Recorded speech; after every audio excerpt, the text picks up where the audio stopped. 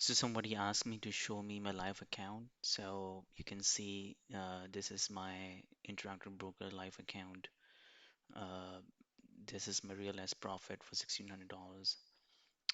This is my equity. This is my buying power.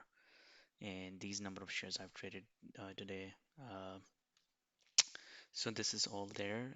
And if you want me to zoom in for you guys or just increase the font so you can see clearly, there's nothing to hide, but I'm just not uh, comfortable um,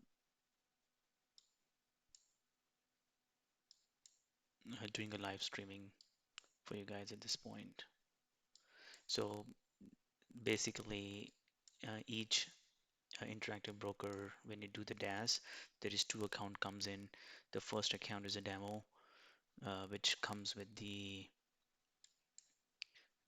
25,000 equity and buying power, and then the next one is my real life account, and you can see that I do not trade on my demo account. This is all my real account, margin account, where I have the equity, and this is my buying power. Thank you.